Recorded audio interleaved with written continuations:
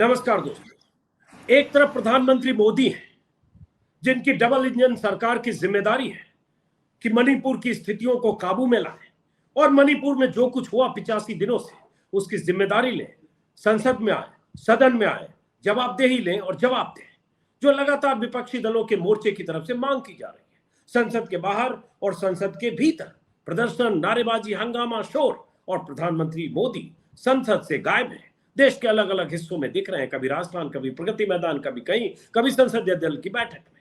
मणिपुर पर मौन है, जवाबदेही ले नहीं रहे। लेकिन अब खबर यह आई है कि विपक्षी दलों के मोर्चे, जिसका नाम इंडिया है, उस मोर्चे के 20 सांसदों का जत्था कल यानी 29 जुलाई को मणिपुर जा रहा है। 29 और 30 जुलाई को ये 20 सांसद मणिपुर में रहेंगे। अब जरा सोचिए, जाना चाहिए था प्रधानमंत्री को, जाना चाहिए सत्ताधारी दलों की तरफ से प्रतिनिधिमंडल, जाना चाहिए उन दलों के नेताओं को जिनकी जिम्मेदारी है। वो जा नहीं रहे। जा कौन रहा है? इंडिया वाले। कौन इंडिया वाले? जिन्हें बदनाम करने की कोई कसर प्रधानमंत्री मोदी ने छोड़ी नहीं। इंडिया का जिक्र उन्होंने इंडियन मुजाहिदीन के साथ जोड़कर किया, ईस्ट इंडिया कंपनी से जोड़कर किया, पीएफआई से जोड़कर किया, और तो और बीजेपी की पूरी जमात इंडिया को खारिज करते करते राज्यसभा में एक ऐसे सांसद भी आए बीजेपी के, जिन्होंने कल कह दिया कि संविधान से भी इंडिया हटा देना चाहिए। इस दौर में मणिपुर में जो स्थितियां हैं, जो दुनिया ने देखा, नग्न परेड से लेकर हजारों लोगों की को अपने गांव, घर, शहर छोड़ना, विस्थापन, और उसके अलावा 150 से ज्यादा मौतें, इन सब के बीच विपक्षी दलों के जत्थे का जाना है। स्क्रीन पर आपको दिखाएंगे उन विपक्षी दलों के सांसदों का नाम। साथ में हमारे साथ खास मेहमान है मनोज झा जी, जो आरजेडी के मुखर सांसद हैं, राज्यसभा में हैं, लगातार ऐसे अहम मसलों पर न सिर्फ बोलते रहते हैं बल्कि बहुत बारीकी से विश्लेषण भी करते हैं। और स्क्रीन पर जो नाम देख रहे हैं आप उन सांसदों के, जो इंडिया वाले मोर्चे के सांसद हैं, उनमें से मनोज झा भी हैं, जो कल मणिपुर जा रहे हैं, कल और परसों 29 और 30 जुलाई को। सबसे पहले मणिपुर से शुरू करते, चूंकि आप लोग जा रहे हैं, जो नाम है स्क्रीन पर हमारे दर्शक पढ़ पा रहे हो, अधीर रंजन चौधरी कांग्रेस के, गौरव गोगोई कांग्रेस के, राजीव रंजन सिंह जेडीयू के, सुष्मिता देव टीएमसी, मनोज झा मैंने जिक्र किया ही आरजेडी, जावेद अली एसपी, बहुआ मांझी जेएमएम, ऐसे करके 20 सांसद है, जयंत चौधरी आरएलडी, ये सारे सांसद जा रहे। क्या करेंगे मणिपुर जाकर, जब प्रधानमंत्री मोदी की सरकार, अमित शाह जाकर कुछ कर नहीं पाए, सब कुछ वहां बेकाबू रहा, 85 दिन हो गए, आप क्यों जा रहे हैं? मुझे बुलाने के लिए, लेकिन मैं आपसे कहूं कि हम कुछ करने जा ही नहीं रहे। हमारा उद्देश्य ये नहीं है कि हम चांद का टुकड़ा लेकर के लोगों के पास जा रहे हैं, हमारी हैसियत नहीं है। जब सामूहिक पीड़ा होती है ना, सुनना भी एक हीलिंग का प्रोसेस होता है। हम सिर्फ सुनने जा रहे हैं। अभी तक मणिपुर के लोगों को लग रहा है, चाहे वो माइती हो, वो कुकी हो, वो नागा हो, वो जो हो, सबको लग रहा है कि भारतीय संसद में इस तरह की संवेदन शून्यता क्यों। हम उस संवेदन शून्यता के आर्किटेक्चर को तोड़ते हुए तमाम इंडिया, मैं प्रधानमंत्री जी के लिए भी कहूं कि हमारा टैगलाइन है जुड़ेगा भारत, जीतेगा भारत। तो हम जा रहे हैं लोगों का हाथ पकड़ करके उनको ये कहना कि यू बिलोंग टू अस। अभी मणिपुर के अंदर एक सेंस ऑफ नॉन बिलोंगिंग है।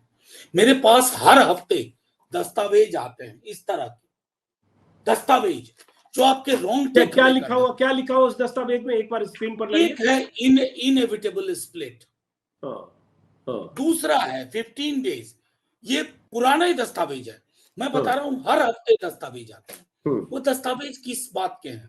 रुदन के, सामूहिक क्रंदन के, एक होपलेसनेस के, एक डिस्पेयर के। और हमने सदन में बड़ी कोशिश की कि प्रधानमंत्री जी बोले, अविश्वास प्रस्ताव तक लाया गया, जानते हुए भी कि हमारे पास लेजिस्लेटिव मेजॉरिटी नहीं है। लेकिन सर्वपल्ली राधाकृष्णन कह गए कि संसदीय लोकतंत्र में लेजिस्लेटिव मेजॉरिटी के साथ साथ मॉरल मेजॉरिटी का बहुत बड़ा योगदान है। अविश्वास प्रस्ताव लाए कि संभवतः प्रधानमंत्री जी मॉरल मेजॉरिटी के रास्ते पे 4 कदम चलने को तैयार हो, इसलिए अविश्वास प्रस्ताव आया। हम जीतने के लिए नहीं लाए। और कल की जो हमारी विजिट है वो इसी आशय से है कि हम मणिपुर के सभी समुदायों को कह पाए कि हम आपको आपकी पीड़ा के क्षण में छोड़ नहीं सकते। भरोसा रखिए, हिंदुस्तान रेजिलिएंट है। जो इंडिया है ना, ये एक अवधारणा ऐसी है जो कश्मीर से कन्याकुमारी और मणिपुर से मध्य प्रदेश तक अभी भी तमाम फेलियर के वो जागृत है। बस हम इस छोटी सी कोशिश के लिए इम्फाल चूड़ा चंद्रपुर जा रहे हैं। इसके अलावा हमें पता है हमारे हाथ छोटे हैं, हम सरकार में नहीं है, लेकिन अगर इतना भी कर पाए तो शायद मणिपुर के लोगों को एहसास हो कि हाँ, संसदीय लोकतंत्र जो हमारे देश का है वो हमारे लिए जिंदा है। बहुत अहम बात कही मनोज झा आपने, और यही भारत का एक प्रदेश है, यहाँ से 2300 किलोमीटर दूर प्रधानमंत्री मोदी फ्रांस, अमेरिका, इजिप्ट सब जगह हुआ है, हजारों किलोमीटर, 13,000 किलोमीटर अमेरिका हुआ है, जो बाइडेन के साथ डिनर कराए, लेकिन मणिपुर नहीं गए। लेकिन आज जो खबरें आई हैं, आपने टाइम्स ऑफ इंडिया देखा होगा, कल शाम से चैनलों पर चलने लगी, खबर ये आने लगी कि प्रधानमंत्री मोदी लगातार अपडेट ले रहे हैं, अमित शाह से दिन में 3 बार फोन कर रहे हैं, टाइम्स ऑफ इंडिया मेरे सामने है जिसमें है कि रेगुलर अपडेट ले रहे हैं, दुनिया में कहीं थे तो भी अपडेट ले रहे थे, लगातार पल पल नजर रख रहे हैं। तो मुझे लगता है आप शायद प्रधानमंत्री एक्शन में आए तो फिर आप लोग थोड़ा न भी जाते तो भी मैनेज कर लेते वो लोग। नहीं अजीत भाई, हमने तकरीबन 1-1.5 महीने पूर्व अमित शाह जी ने एक बैठक बुलाई थी, ऑल पार्टी बैठक, हम उसमें गए थे और तमाम पार्टियों ने, मैं कहूं कहीं फर्क नहीं था, हम सब ने उनसे कहा कि आपकी गवर्नमेंट कोलैप्स कर गई है, आपका जो एक इकबाल होता है वो काम नहीं कर रहा है, आपकी बंदूकें लूट ली गई। वहां मॉब वायलेंस का सबसे खराब चेहरा हमने देखा और उसके बाद भी, उस मीटिंग के बाद भी हमने कोई तब्दीलियां नहीं देखी। बल्कि कुछ अधिकारी ये बताने लगे जो प्रेजेंटेशन कर रहे थे पावर पॉइंट कि अमित शाह जी 1:30 बजे रात तक जगे रहे, फिर 6 बजे उठ गए। हमारे एक साथी ने कहा, किसी पॉलिटिकल पार्टी से, आई डोंट रिमेम्बर, शायद डीएमके के थे, उन्होंने कहा कि उनका डेली टाइम टेबल सुनने के लिए हम नहीं बैठे। ये गंभीर संवेदना का विषय है। प्रधानमंत्री जी के बारे में अगर आप ये कहते हैं कि हर 3 घंटे पे अपडेट ले रहे हैं, क्या उस अपडेट के आधार पर प्रधानमंत्री जी को 2 शब्द नहीं बोलने चाहिए? जो सीढ़ियों पर वो बोले, क्या वो पार्लियामेंट के अंदर नहीं बोलना चाहिए था? और वो भी क्या बोले? प्रधानमंत्री जी से अपेक्षा नहीं थी, जो कि बाद में उन्हें पॉइंट ऑफ ऑर्डर से बताया भी सदन में कि आप छत्तीसगढ़, बंगाल, राजस्थान, हम सब मानते हैं क्राइम अगेंस्ट वुमेन हर राज्य में है, लेकिन मणिपुर क्राइम अगेंस्ट ह्यूमैनिटी है, जेनोसाइडल इंटेंट के साथ है। अगर मेरे प्रधानमंत्री इस बात को समझते हुए भी 3 घंटे की अपडेट प्लांट करवा रहे हैं मीडिया में, तो मुझे दुख है कि प्रधानमंत्री जी के सलाहकार उनके इमेज को सबोटाज कर रहे हैं। उनकी भाषा में भी जो गिरावट मैंने देखी है, Indian Mujahideen, east India company, मुझे कहीं ना कहीं एहसास हो रहा है कि प्रधानमंत्री जी के खिलाफ एक षड्यंत्र है कि जो भी थोड़ी बहुत छवि थी उसको भी नष्ट कर दिया जाए। कहां षड्यंत्र? अपनी जुबान से बोल रहे हैं Indian Mujahideen, east India company, PFI, तो वो प्रधानमंत्री मोदी एजेंडा सेट कर रहे हो, सांसद सदन में जाकर इंडिया हटा दो। प्रधानमंत्री मोदी जी अगर ये एजेंडा सेट कर रहे पाए, अव्वल तो मैं मानता हूं कि प्रधानमंत्री जी के जो सलाहकार लोग हैं ना, वो बड़े एक दौर में वो बड़ी अच्छी अच्छी बातें किया करते थे। प्रधानमंत्री मोदी जी अगर एजेंडा सेट करने की कोशिश कर रहे हैं, इन शब्दों की जो भाषाई गिरावट का अद्भुत उदाहरण है, तो मैं यकीन के साथ कहता हूं कि जवाहरलाल नेहरू से लेकर के मनमोहन सिंह वाया अटल जी वाली जो श्रृंखला है ना, प्रधानमंत्री जी अपने आप को उसमें प्लेस ही नहीं कर पाएंगे। मैंने किसी प्रधानमंत्री को आज तक, मैं पक्ष में बोला, विपक्ष में बोला, लेकिन किसी प्रधानमंत्री जी को मैंने भाषा और भाव की इस गिरावट तक पहुंचते हुए नहीं देखा।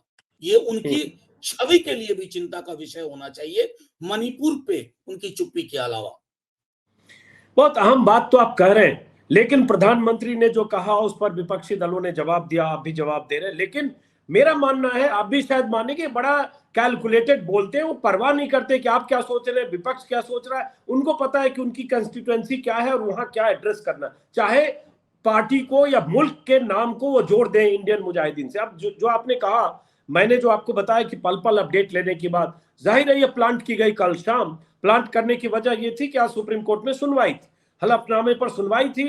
चूंकि सुप्रीम कोर्ट कह चुका था 20 तारीख को, सीजेआई ने कहा था या तो आप एक्शन लीजिए वरना हम एक्शन लेंगे। तो हम जी, तो कल से ही अपने एक्शन की लिस्ट मीडिया में जारी कर रहे हैं कि हमने ये कर दिया, हमने वहां की जो जनजातीय समूह है उनसे भी बात कर रहे हैं, इतनी पारामिलिट्री फोर्सेस भेज दिया, इतना लोगों को वहां से हेलीकॉप्टर से एयरलिफ्ट करने का इंतजाम किया, शिविरों में ये इंतजाम कर दिया, वहां जो डेथ 2000 माफ करें 18 जुलाई के बाद डेथ हुई, ये आंकड़े। लेकिन उसके साथ मैं आपको सुनाना चाहता हूं, आपके बहाने देश भी सुने, अलग से वीडियो भी बनाया प्रधानमंत्री मोदी के लिए, जो अमित शाह ने कल कहा टाइम्स ऑफ इंडिया में, आज सारे चैनल पर ब्रेकिंग न्यूज रात में भी, ताकि देश को बताया जाए कि मोदी कितने सचेत सजग है, क्योंकि सुप्रीम कोर्ट में उनके लाइन है, the PM seeks regular update sometimes thrice a day no matter where he is.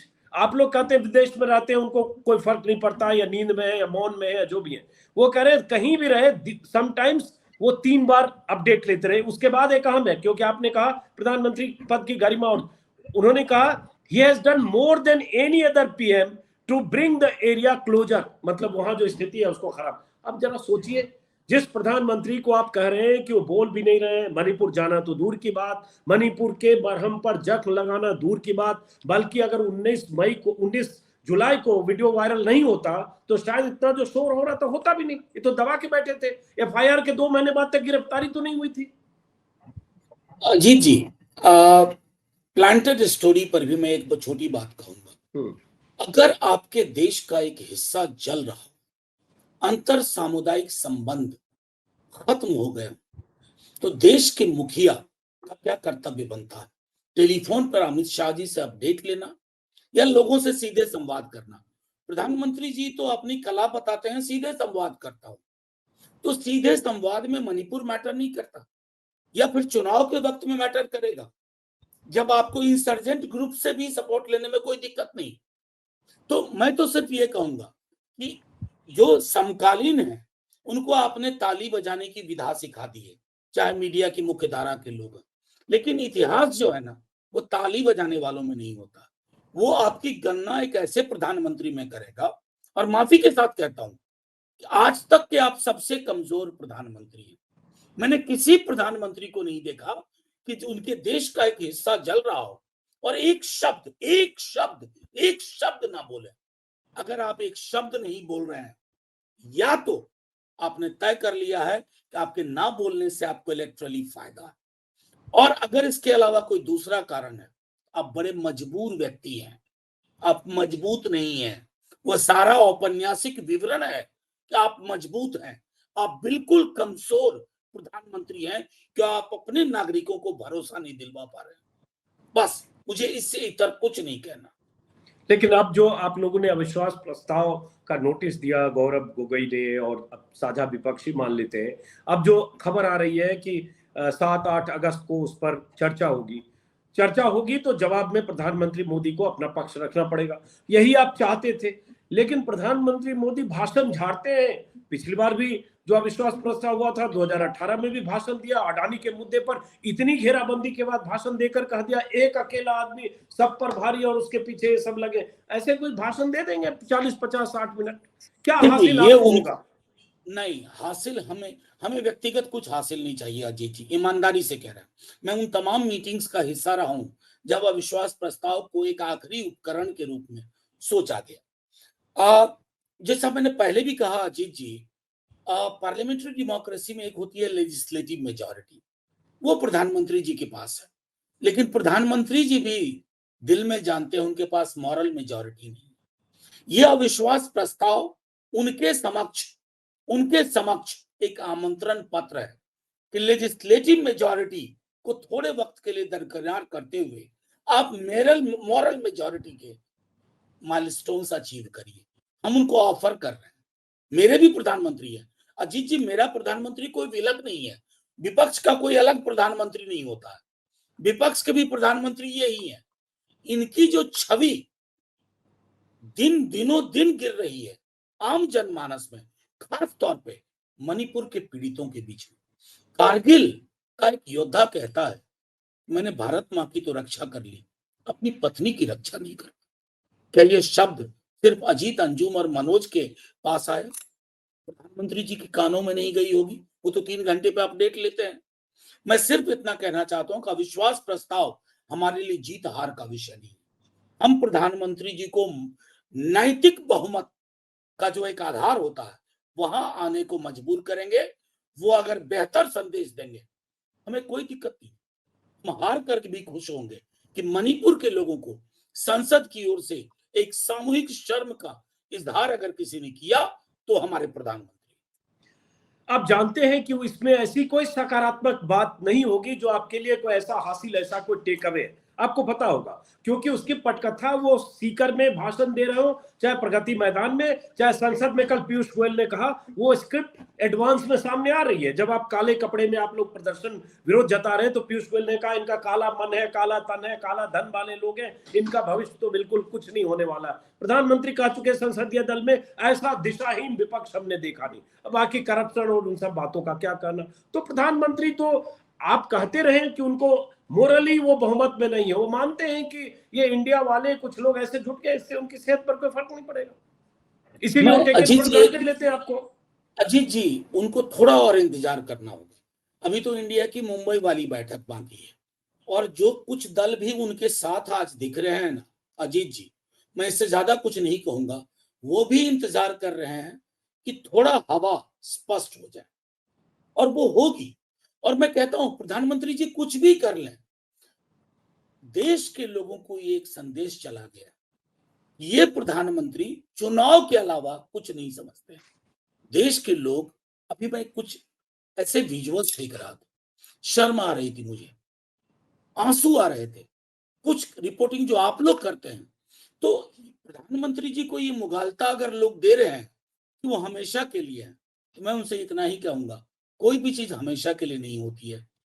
जब भी करना होगी आपको एक बौनी समझ के व्यक्ति जिसने हिंदुस्तान की आत्मा, इंडिया की जो आइडिया है और भारत की जो संकल्पना थी, आपने उसको तहस नहस करने के अलावा कुछ नहीं किया। और ये सब स्पष्ट हो जाएगा एक बार अविश्वास प्रस्ताव पर चर्चा दिखे तो कौन दिशाहीन है ये भी पता चल जाए। अब ये बताइए, जैसे आप मणिपुर जा रहे हैं तो चूंकि 20 सांसदों का जत्था जा रहा है, तो आप लोग शिविरों में जाएंगे कल और परसों 2 दिन। क्या आपकी प्लानिंग है, क्या आप लोग सोच कर जा रहे हैं? तो आपने बताया कि आप जख्म पर मरहम लगाना, ये लगे कि आप लेफ्ट आउट नहीं है, हम आपके साथ हैं, जाहिर है जाना चाहिए, हालांकि काम सत्ता पक्ष को पहले करना चाहिए, लेकिन आप कहां कहां जा रहे हैं समझने के लिए सर। देखिए अजीत जी, हम इम्फाल और चूरा चंद्रपुर 2 जगह हमने अभी आइडेंटिफाई किया है। फिर वहां वक्त की उपलब्धता और जो एजेंसीज हैं, जो गवर्नमेंट एजेंसीज हैं, वो जैसा कहेंगे। हम सिर्फ सुनना चाहते हैं अजीत जी। अभी तक लोगों ने सुना नहीं। राहुल जी गए, उन्होंने थोड़ा सुना, उससे फर्क पड़ा। राहुल अपोजिशन में है अजीत जी, लेकिन जब एक मास वायलेंस होता है ना, तो लोग चाहते हैं कि अपनी पीड़ा किसी को सुनाए। पत्रकारों को भी सुनाते हैं, लेकिन संसद को अगर जब सांसदों को सुनाते हैं, उनको लगता है इसका प्रस्फुटन, इसका एक्सप्रेशन संसद में। हम बोलने नहीं जा रहे, हम सुनने जा रहे हैं। और शायद हमारे सुनने से अगर हीलिंग की शुरुआत हो, थोड़ी हीलिंग, साइकोलॉजिकल सोशल हीलिंग, तो शायद प्रधानमंत्री जी के कंप्लीट असफल दल, चाहे वो यूनियन गवर्नमेंट हो या स्टेट गवर्नमेंट हो, उनको भी फायदा होगा। प्रधानमंत्री जी को तो रादर फैसिलिटेट करना चाहिए हम लोगों की यात्रा को, ताकि हम ज्यादा से ज्यादा लोगों से मिल पाए। आपको लगता है ये होगा? नहीं, ये तो अभी बयान देखा नहीं बीजेपी नेताओं का। बयान तो ये आएगा कि आप लोग राजनीति करने जा रहे हैं। राहुल गांधी पर भी आरोप लगा, आप पर भी, कि आप राजनीति करने जा रहे हैं। महिला अपराध के बहाने राजस्थान, छत्तीसगढ़, बिहार की बात नहीं करते, आप वहां जा रहे हैं। आपने स्मृति ईरानी का गुस्सा तो देखा ही। स्मृति ईरानी के सामने आप होते तो इतने गुस्से में थी, लग रहा था माइक भी फटेगा, स्पीकर भी फटेगा, थे ना? राजसभा में ही तो हुआ। हाँ, मैं था उस दिन। लेकिन मैं आपको सिर्फ दूर रहे होंगे, आप दूर रहे होंगे इसलिए बच गए। जहां निर्मला सीतारमण थी आसपास होते तो पता नहीं क्या होता। मैं सिर्फ आपके माध्यम से ये कहना चाहता हूं, अभी मैंने एक सांसद है उनके, उन्होंने कहा कि ये लोग तो पाकिस्तान चले जाएं, म्यांमार चले जाएं। मुझे बेहद अफसोस हुआ कि ये व्यक्ति क्या खाते हैं, क्या पीते हैं, क्या सोचते हैं। कोई व्यक्ति जिसके अंदर थोड़ी भी समझ होगी, किसी सांसद के प्रति, कोई भी सांसद छोड़िए, कोई भी प्रतिनिधिमंडल कहीं जा रहा हो, मणिपुर जैसी जगह आप ये टिप्पणी करते हैं। मैं कभी आमतौर पर ऐसा नहीं कहता, लेकिन उस सांसद के लिए मैंने अभी मीडिया के कुछ साथियों को कहा कि बीजेपी के कुछ सांसदों को मानसिक आरोग्यशाला में जाने की जरूरत है। ये जो इको चैम्बर उन्होंने बनाया है ना, वो देश की संवेदनाओं पर भारी पड़ रहा है। एक बार हो आते हैं अजीत जी, फिर देखते हैं, फिर आपसे बात करें। आखिरी सवाल कि एक ईडी के लिए ईडी डायरेक्टर की खबर आई कि कैसे ईडी डायरेक्टर को 45 दिन के लिए और एक्सटेंशन मिल गया, जिसे सुप्रीम कोर्ट ने इलीगल कह दिया था दूसरे एक्सटेंशन को। तीसरे एक्सटेंशन के बाद उनकी मियाद तय कर दी थी कि 31 जुलाई के बाद इन्हें बाहर करो। सुप्रीम कोर्ट में फिर गए तुषार मेहता, भारत सरकार ही गई मान लीजिए, और उसके बाद 45 दिन। अब कहा जा रहा है वो 45 दिन के लिए उनके पास कुछ अनफिनिश्ड एजेंडा है, अनफिनिश्ड टास्क है, और कहा जा रहा हो सकता है कि आप लोगों तक भी पहुंचे। नहीं, मैंने इंडिया तो आपकी रिपोर्ट देख ली थी। यू आर बैंग ऑन, आपने मर्म पकड़ लिया। मैंने आपकी एक रिपोर्ट देखी, और आज संसद परिसर के अंदर हम कुछ दलों ने, बल्कि विपक्ष के लगभग सभी दल थे इंडिया के, हमने एक प्रेस कॉन्फ्रेंस भी एड्रेस की, जिसमें हमने साफ तौर पे कहा कि ये जो फिक्शनल आधार पर एक्सटेंशन, एफएटीएफ, राष्ट्रीय सुरक्षा, असल में ये एनडीए की सुरक्षा के लिए, national so called democratic alliance की सुरक्षा के लिए, ये व्यक्ति विशेष, मेरे कुछ मित्र हैं ईडी में, उन्होंने कहा कि इन्होंने संभवतः साहबान लोगों को ऊपर कहा है कि जो महाराष्ट्र में हुआ वो मैं आपको बंगाल, बिहार, झारखंड, दिल्ली, कर्नाटक, पंजाब में करके दिखा दूंगा। तो एक तरह से जिसको एक शब्द है ना कि पॉलिटिकल सुपारी लेना, अब उसको उन्होंने सुप्रीम कोर्ट के समक्ष जो भी नाम दिया, लेकिन सच ये है कि ईडी के कॉरिडोर में इस बात की बेहद चर्चा है। मैं सिर्फ आपके माध्यम से ये कहना चाहूंगा कि देश के आजाद हिंदुस्तान के इतिहास में ऐसी परिस्थितियां हमने नहीं देखी। ये व्यक्ति कहता है कि महाराष्ट्र हमने किया, ये अंदर सबको खबर है, हम आपको बिहार में करके देंगे, बंगाल में करके देंगे, झारखंड में करके देंगे, उत्तर प्रदेश में करके देंगे, पंजाब में करके देंगे। ये करके देंगे क्या है? इसका मतलब है आप विशुद्ध राजनीतिक उपकरण है। माननीय सर्वोच्च न्यायालय, मेरी उम्मीद है, संज्ञान लेगा और 45 दिनों में एफएटीएफ के अलावा अगर किसी मुद्दे पे उन्होंने कोई आउट ऑफ बॉक्स चीजें की तो माननीय सर्वोच्च न्यायालय को इंटरवीन करना चाहिए, क्योंकि राष्ट्र की सुरक्षा इज इक्वल टू बीजेपी की सुरक्षा नहीं हो सकती। आप ईडी से लगता है बहुत डरे हुए हैं। 2 बार आपने जिक्र किया, दोनों बार व्यक्ति विशेष और ये व्यक्ति कहा। मैं ईडी डायरेक्टर संजय मिश्रा बोलता हूं, तो इसका मतलब मैं खतरे में हूं। आप नाम नहीं, मैं भी संजय मिश्रा बोल रहा हूं। चलिए ठीक है। मेरी एक परिपाटी है कहने की, मैं उसमें ये कह रहा था, इससे पहले जो सीबीआई में डायरेक्टर थे उन्होंने आखिरी तक कोशिश की कि उनको एक्सटेंशन मिले, वो भी प्रॉमिस करते रहे इन लोगों को। मेरी चिंता ये नहीं है, मेरी चिंता है कि 24 में अगर इनकी सरकार जा रही है तो इन एजेंसीज का जो चरित्र हनन हुआ है ना, कल को बीजेपी भी जद में आएगी, फिर ये भी प्रतिदिन इंतजार करेंगे कि आज दस्तक किसकी है, सीबीआई की, ईडी की, आईटी की, या तीनों की। चलिए, बहुत बहुत शुक्रिया मनोज झा जी। मणिपुर से लौट के आइए, मैं कोशिश करूंगा और चाहूंगा कि एक बार मणिपुर से लौट कर आए तो फिर एक बार बात करें, क्योंकि आप बहुत बड़े काम के लिए आप लोग जा रहे हैं। जख्म पर मरहम लगाने की भी जरूरत है, और मणिपुर के लोगों को लगे कि भले ही दिल्ली से 2300 किलोमीटर दूर है, लेकिन दिल्ली की संसद में बैठे लोग उनके जख्मों पर मरहम लगाने वहां पहुंचे हैं, इसलिए आपका जाना बहुत मायने रखता है। नमस्कार, शुक्रिया, जय हिंद भाई। नमस्कार, शुभ रात्रि, जय हिंद।